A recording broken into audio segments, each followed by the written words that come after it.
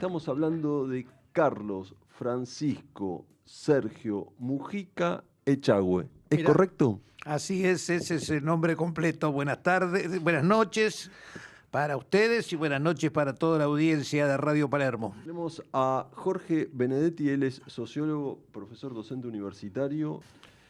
Bien, bueno, estamos en un programa que busca reivindicar a la política. Un poco contramarcha de la actualidad, digamos, donde la política está muy defenestrada, nosotros creemos que es la herramienta por excelencia para transformar la realidad. Sí. Hace una semana, el Papa León XIV Sí. publicó una encíclica que se llama Magnífica Humanidad y que dice que hay que reconstruir el trabajo y agrega, esto incluye especialmente el trabajo político. Bueno. O sea que no estamos fuera de onda. No. Hay un tipo que tiene un, Sí, no es- un micrófono grande que dice que hay que reconstruir el trabajo político frente a lo que vos bien mencionabas, que es este tema de la despolitización, por decirlo de alguna manera. Bien. Bueno, mi preocupación social se inicia como la de muchos jóvenes de los 60, de los 70, que vivíamos en un mundo absolutamente convulsionado, casi como ahora, con una diferencia, los campos estaban quizás un poquito mejor definidos y había un proceso, América Latina estaba casi como ahora, manejada en gran parte por los Estados Unidos. El colonialismo todavía imperaba en gran parte de Asia y se producen dos hechos, digamos, notables en ese momento. Por un lado se da la Revolución Cubana, donde aparecen unos señores barbudos que a poquitos kilómetros de la costa de Estados Unidos se instalan y demuestran que es posible terminar con el neocolonialismo, aunque sea en una isla relativamente pequeña. Paralelamente, hay un movimiento nacional muy numeroso que participa del proceso de la Revolución Argelina. Fueron dos hechos que marcaron a una generación porque demostraron que era posible golpear duramente al neocolonialismo. Esto lleva a que jóvenes que originalmente tenían pensamientos que podríamos llamar de izquierda, que podríamos llamar Idealista. jóvenes católicos, de otros sectores religiosos, que se plantean la necesidad de cambiar un mundo que se agotaba. En este marco aparecen nuevos actores. Carlos Mujica es uno de esos actores y la intención cuando yo comencé a escribir este trabajo, a ver, por un lado, un grupo de amigos de una generación, juntábamos y entre otras cosas decíamos, ¿cómo es posible que se escriban las barbaridades que se escriben sobre la vida de Carlos Mujica, sobre la vida de sus compañeros y sobre lo que pasó en Argentina y en el mundo en esa década entre el 64 y el 74, por poner un límite, digo 74 porque Carlos fue asesinado el 11 de mayo de 1974. Entonces alguien dijo, mira, porque nosotros no escribimos. Todos me miraron a mí, porque saben que me gusta escribir, entonces me lo tomé como un desafío personal, pero no con el objetivo, aunque también sirve, lógicamente, el libro es un libro que narra hechos históricos, sino mostrar que es posible tener modelos distintos para el 2026 y para el futuro. ¿Por qué digo esto? En 1989, cuando se cae el muro de Berlín, entre la polvareda que levanta el muro al caerse, se produce un golpe de Estado planetario. Este golpe de Estado planetario nos impone que es el fin de la historia, que se acabaron las ideologías, que no hay más marco valorativo, que rige la ley del más fuerte, que cada uno puede hacer lo que quiere. O sea, que rige la ley de la selva, la fuerza, que es el derecho de las bestias. Recién hablábamos, el mundo que nos ha llevado este individualismo atroz impuesto por este golpe de Estado al que yo me refiero, ha transformado el planeta en algo invivible, en algo que se autodestruye y que destruye a las personas y que destruye a las comunidades y que destruye a las familias y que destruye a los hombres, genéricamente hablando. Y entonces hace falta reaccionar frente a eso. Este proceso se está agotando. Todos los imperios no fueron ocupados de afuera hacia adentro, sino que implosionaron y se cayeron desde adentro. Bueno, esto mismo está pasando. Podrá tardar un año, podrá tardar 10 años, pero evidentemente esto es insostenible. Si ustedes vieron lo que salió en esta semana en los diarios, donde un señor llamado Elon Musk tiene más riqueza que 70 países, muestra que esto es absolutamente irracional. Nos hace acordar, en mi caso, cuando éramos chiquitos y leíamos El tío Patilludo, donde el personaje se bañaba en monedas de oro. Ahora, Elon Musk, ¿qué va a comprar? ¿La eternidad personal con esto? No puede. O sea que es una irracionalidad, es cometer un genocidio, porque hay cientos de miles de personas que se están muriendo de hambre porque un pequeño porcentaje de la humanidad está concentrando riquezas. Y entonces siempre la humanidad buscó y tuvo modelos. Si miramos el diario, aparece Irán, entonces nos acordamos de los persas, y aparece Zoroastro como modelo de una de las primeras civilizaciones. El pueblo israelí tenía a los profetas como modelos, que dicho sea de paso, nadie los lee y nadie cuenta las cosas que decían, porque la verdad que eran ultraizquierdistas, diríamos hoy, los profetas del pueblo judío. Los católicos tenemos santos como modelo, y los hombres de a pie tenemos patriotas, a los cuales también son nuestros modelos.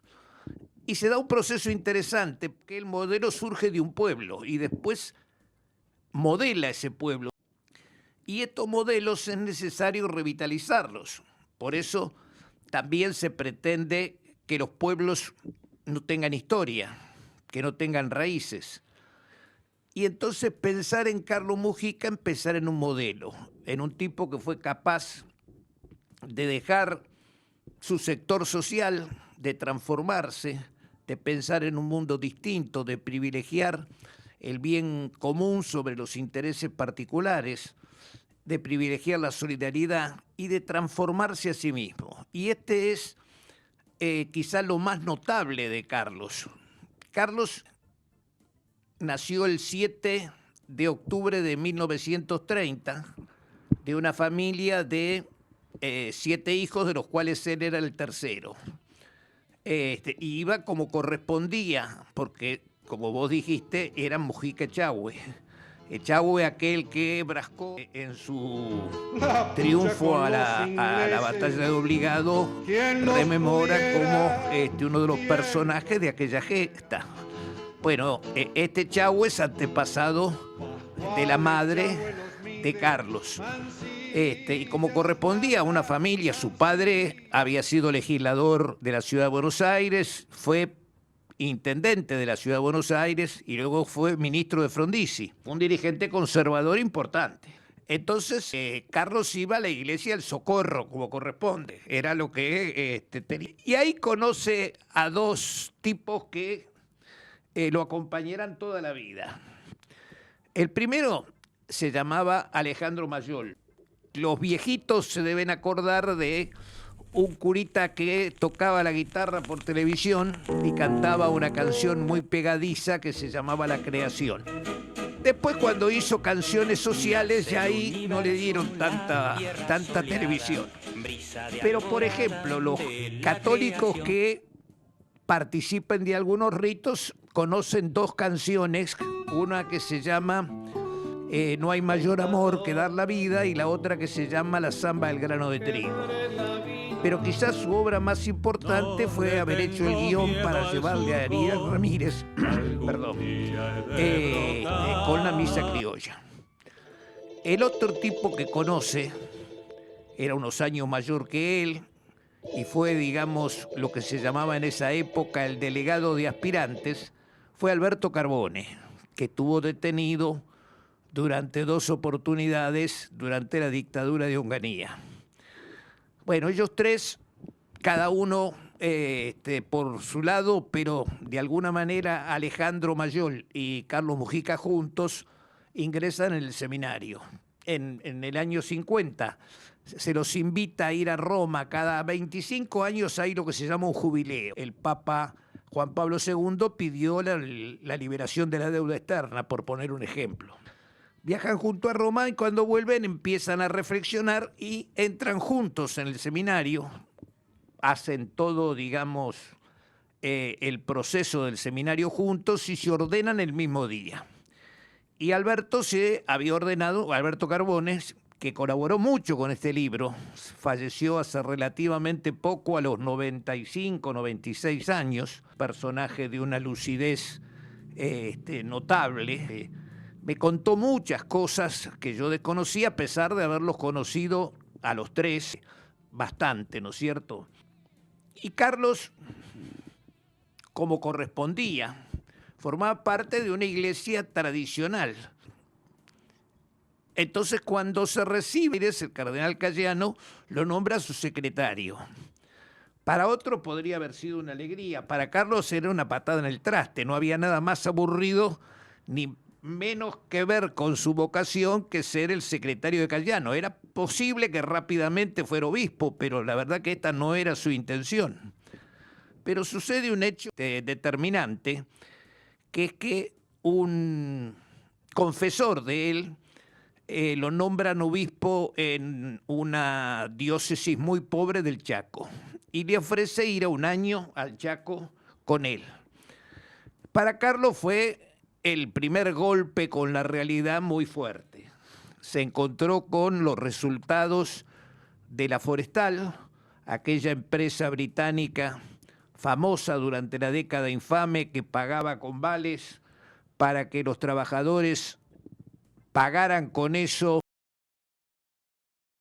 en el boliche de la Forestal, claro, y quedaran endeudados y tuvieran que seguir trabajando en esas condiciones. Pero esto también había provocado un daño ambiental terrible.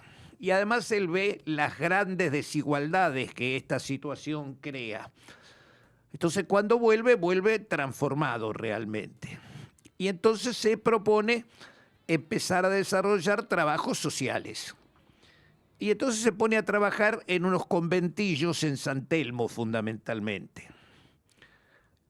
Como él cuenta, estas son palabras de él había participado de la fiesta orgiástica de la oligarquía frente al derrocamiento del gobierno constitucional. Entonces, una noche, también cuenta él, subiendo una escalera, bajo, diría el tango, la luz mortecina de una lamparita en un recodo, encuentra una pintada hecha con tiza que dice: sin Perón no hay patria ni Dios, abajo los cuervos. Los cuervos eran los curas. Pero esto fue, más que un cachetazo, fue una trompada al mejor estilo, digamos, de Bonavena. Pero cuando sale y se pone a meditar, dice: fue muy duro, pero me gustó. Y entonces él se plantea: si yo me hice cura para servir a los pobres, y los pobres están en la vereda de enfrente de lo que yo pienso políticamente, y los pobres creen que vivieron los momentos más felices de su vida, y yo festejo el derrocamiento de ese gobierno, bueno, evidentemente yo estoy desubicado. Ahora, ¿qué pasaba, digamos, además de estos datos políticos que decíamos de Argelia y de Cuba? Pasaba que en la iglesia acababa de morir un papa, digamos, de importancia, un tipo que había transcurrido durante toda la Segunda Guerra, que había escrito una encíclica contra el nazismo, que era una personalidad muy fuerte. Entonces, buscarle un reemplazante era bastante difícil. Entonces, ¿qué decidieron los cardenales? Elijamos algún viejito que nos aguante, que se muera en 2 o 3 años, que pase a la historia como un viejito bueno, y después elegimos uno en serio. Ahora este viejito bueno arma un despelote de Padre y Señor Nuestro, por supuesto con la oposición de la estructura del Vaticano, lo mismo que le pasó al Papa Francisco. Decide convocar a un concilio, o sea que es un concilio, es una reunión de todos los obispos del mundo para actualizar la iglesia que estaba desactualizada, por decirlo de alguna manera. Y ya había muchos pensadores en el mundo católicos que planteaban la necesidad de ponerla al día. Esto repercutía en América Latina y empezaba a haber grupos fundamentalmente de sacerdotes jóvenes, pero también de algunos obispos que empezaban a leer a estos pensadores y a darse cuenta de que hay un valor de la persona humana, que hay que preocuparse por la dignidad de los hombres, que hay que preocuparse por la dignidad del trabajo, que los intereses particulares no pueden ser superiores al bien común. Algo que notablemente en esta encíclica que yo citaba recién de la semana pasada de León XIV, detalla punto por punto. O sea que lo que Mujica y muchos de esos pensadores y muchos de esos curistas y muchos laicos plantearon en ese momento, hoy es retomado y puesto en el centro de la escena. Y entonces empieza un estado de efervescencia donde todo se discute. Finalizado el concilio, hay 18 obispos encabezados por un brasilero de una de las diócesis más pobres que se llama Helder Câmara, que él decía que cuando él ayudaba a los pobres le decían que era un santo, pero cuando preguntaba cuál era la causa por lo cual los pobres eran pobres, le decían que era comunista. Lo mismo que a Francisco, digamos. Estos 18 obispos hacen un manifiesto. No lo firma ningún obispo argentino, pero varios se sienten muy identificados con este manifiesto. Después firman otro que es muy interesante, pero se lo dan a conocer a los grupos de curas jóvenes, muy activos y qué sé yo, y estos hacen una carta a Helder Câmara que le mandan un 31 de diciembre. Y esto provoca un gran revuelo. Entonces dice, ¿y quiénes son estos tipos? Y estos tipos son los curas del tercer mundo. Y así nace el movimiento de los sacerdotes del tercer mundo, que tiene una profunda acción en los barrios más humildes, que incluye a la totalidad de los curas villeros que nacen en esa época en Argentina, no en cualquier lugar, porque en Europa el mundo era distinto, entonces estaban los curas obreros. Pero en Argentina los curas obreros no funcionaron, porque para hacerse realmente obrero, con toda la historia esta de la proletarización, se iban a vivir a una villa y cuando llegaban a la villa venía la gente y le decía, padre, ¿me bautiza la nena? Padre, Entonces en un momento la gente empezó a decir, escúcheme, los ricos tienen cura descansado 24 horas y nosotros tenemos curas que llegan cansados y están 3 horas con nosotros, déjense de joder, no laburen más y vengan a la villa. Y así nacieron los curas villeros. Y tal fue el despelote para que los aprobaran, que no solo fueron aprobados en Argentina por la curia, sino que fue publicada esa aprobación por el Observatorio Romano. O sea, se crea una nueva historia que es la que vemos hoy. Hoy hay curas de barrios populares y de villas de emergencia desparramados en todo el país, y su acción es una acción sumamente importante. Y tiene una actitud muy crítica con las políticas que se han vivido, bueno, en particular en los últimos 2 años, pero en muchos años, y que se dedican a dar una pelea cuerpo a cuerpo con los narcos. donde el Estado ha abandonado, mucho más, insisto, en los últimos 2 años, los espacios para que los narcos lo ocupen, bueno, ahí están los curas villeros. Y entonces, volviendo a Mujica, Mujica inicia un proceso que diríamos de reconversión doble. El tipo que fue a evangelizar, cuando digo Mujica, digo todo un conjunto de curas, laicos y demás, que fueron a evangelizar a la villa, a los humildes, se dieron cuenta de que lo que ellos conocían era lo que se llamaba en esa época los católicos prácticos en los sacramentos.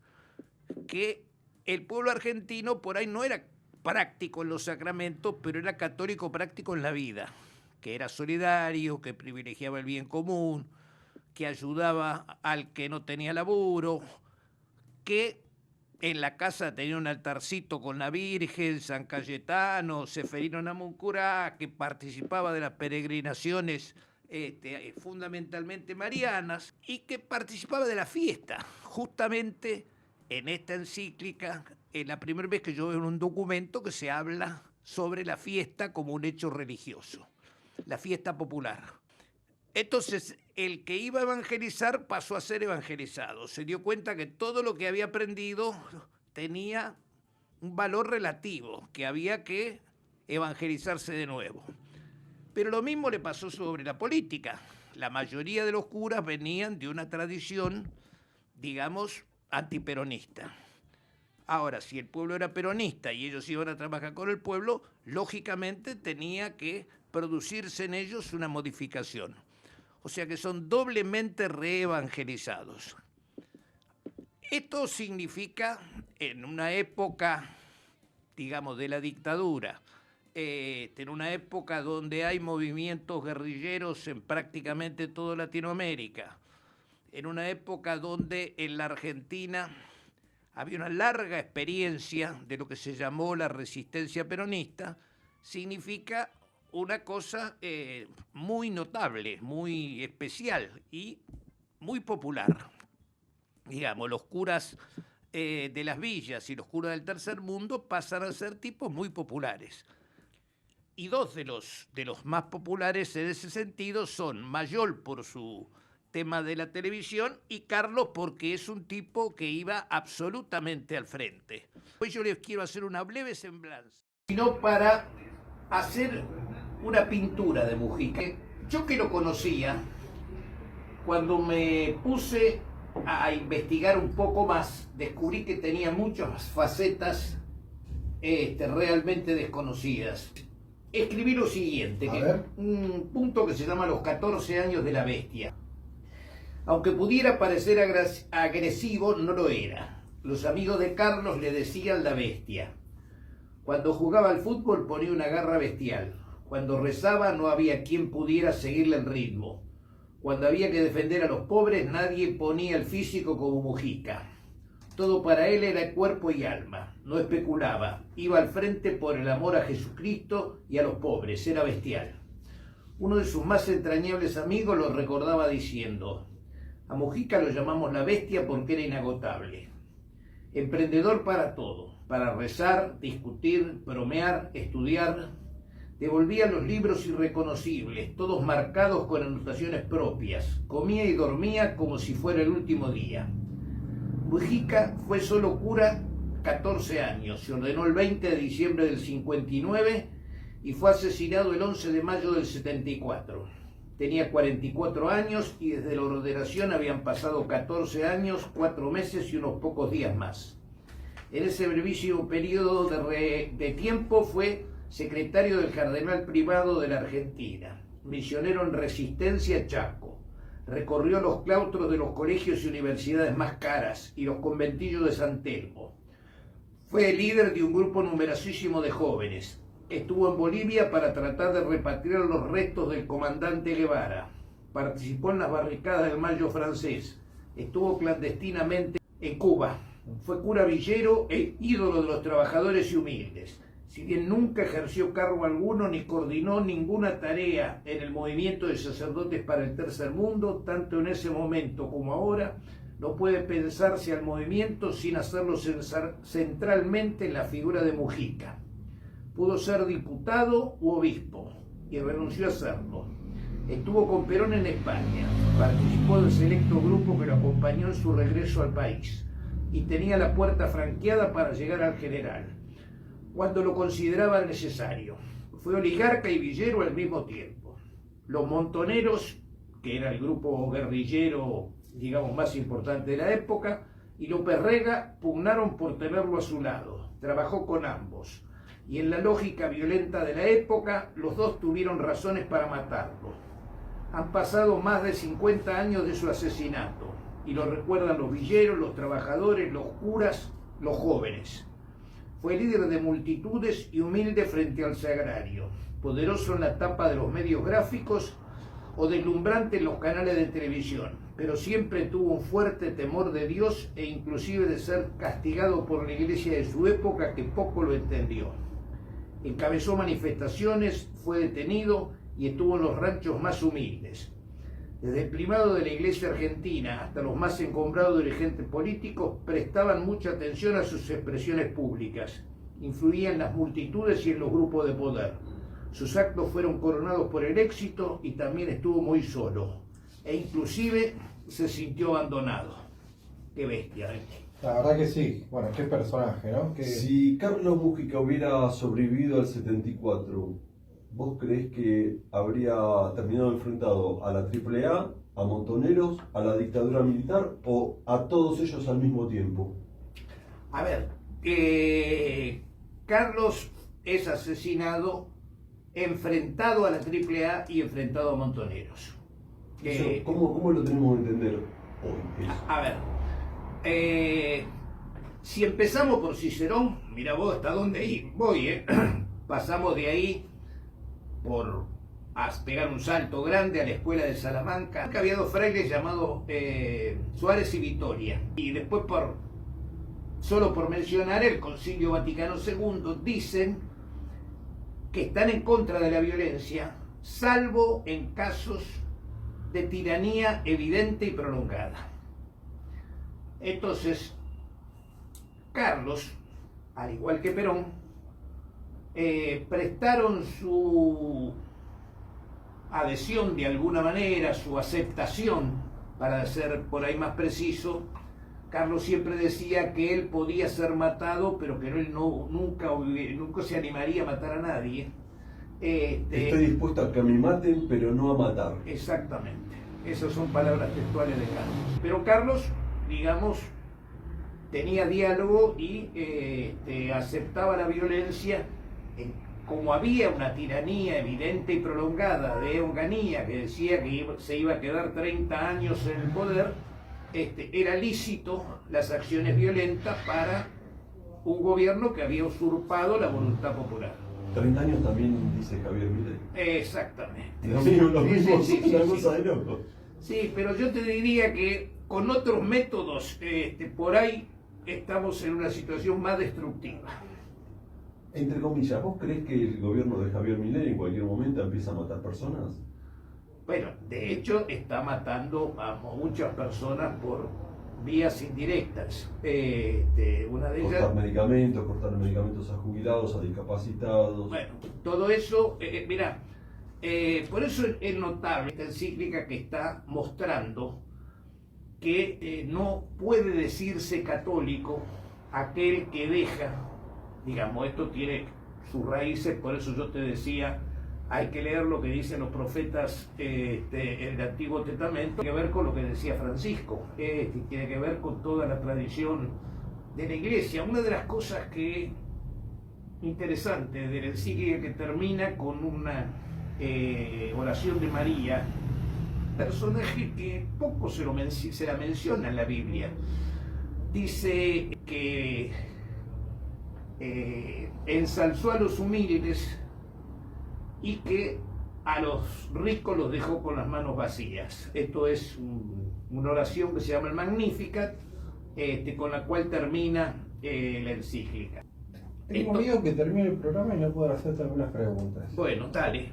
Primero te quería preguntar lo que te preguntaba en el corte, ¿no? ¿Por qué Carlos Mujica, con su protagonismo en la época, por qué no se decidió a hacer política partidaria o política partidaria a la hora de transformar la realidad desde un gobierno, desde un partido político. Pero te la voy a conectar con otra, porque siento que no vamos a tener tiempo y es una pregunta que acá me acaba de surgir como una necesidad, porque vos hablabas que tanto AAA como Montoneros tenían motivos para matarlos y no está claro, por lo menos para mí, quién asesina a Carlos Mujica. Había un tercer actor, tal vez en aquella época eran los militares, pero en el 74 no era el momento donde, digamos, en todo caso tenían algún acuerdo con algún otro sector parapolicial. Claro. Sí, nadie asume la autoría.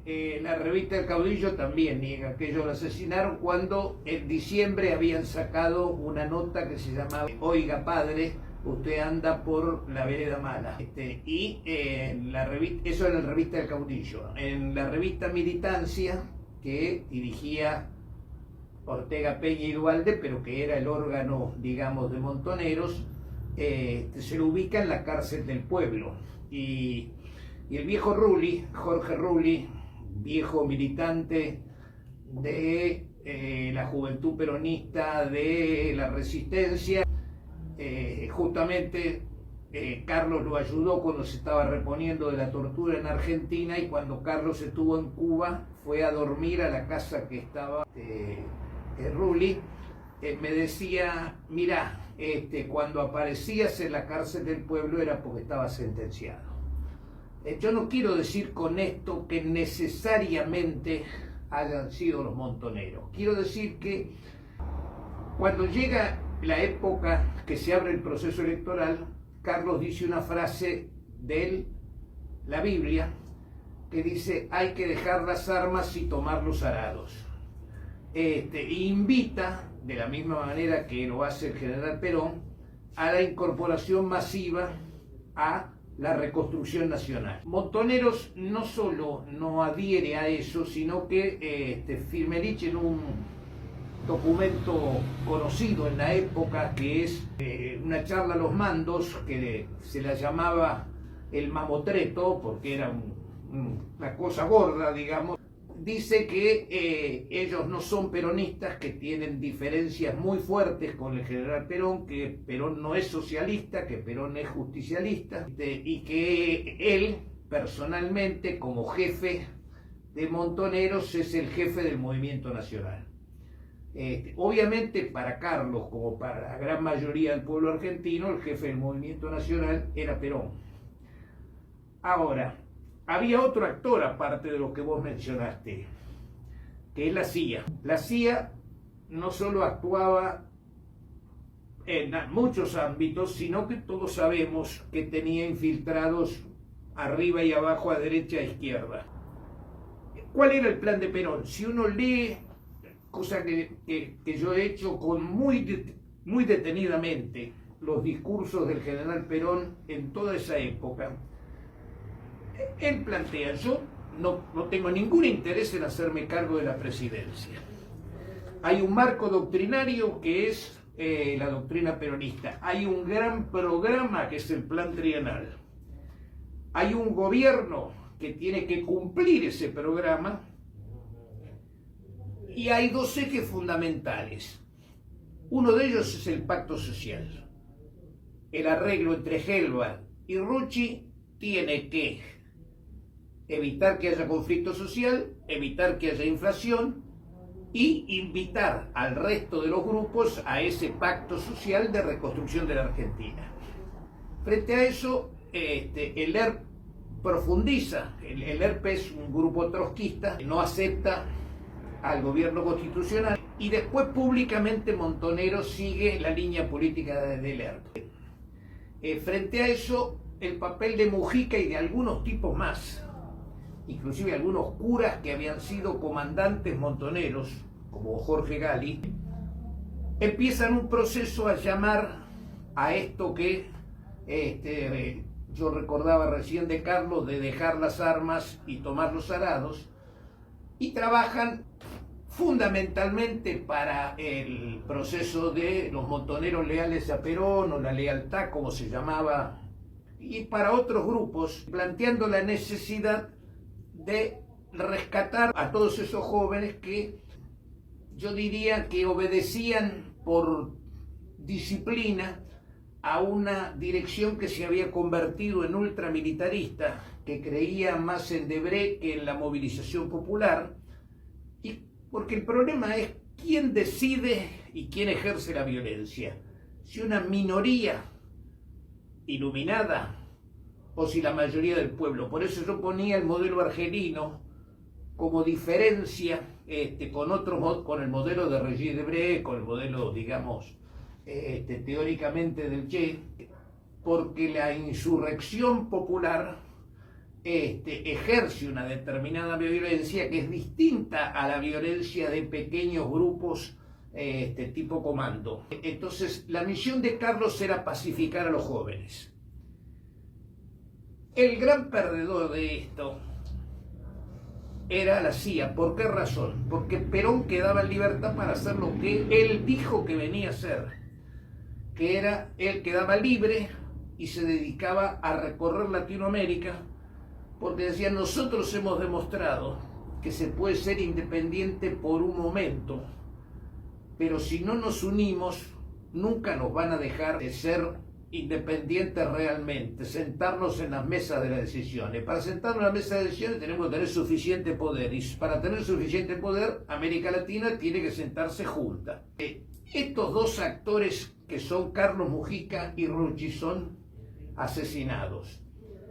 El que saca el beneficio objetivo, sin lugar a dudas, los Estados Unidos, porque impiden la concreción de este proyecto de unidad continental, porque Perón tiene que quedar aferrado a una tarea de gobierno para la cual no podía, por razones de salud, y porque además era muy difícil reemplazar a una persona como Perón. Muchos discuten si Isabel esto, si Isabel otro.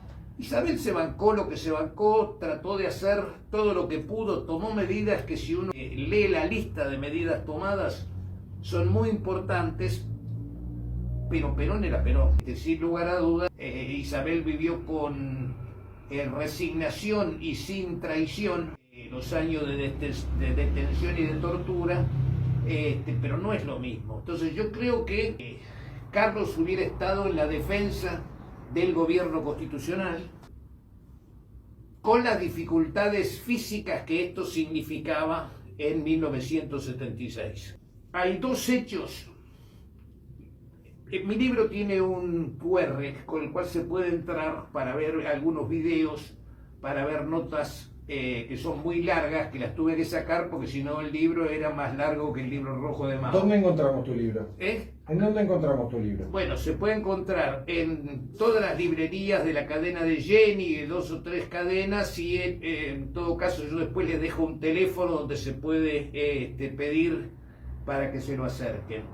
En este QR se entra, por ejemplo, a un video de un programa en Canal 13, donde Antonio Cafiero cuenta que 4 días antes del asesinato, en la caja de ahorro que la presidía Cafiero, Mujica lo va a ver y le dice, me van a matar. Wow. No, padre, ¿cómo lo van a matar? Sí, me van a matar porque ya la situación con el Pepe era Firmerich, es insoportable. Y eso mismo, ese mismo día, se lo dice a sus alumnos de la Facultad del Salvador.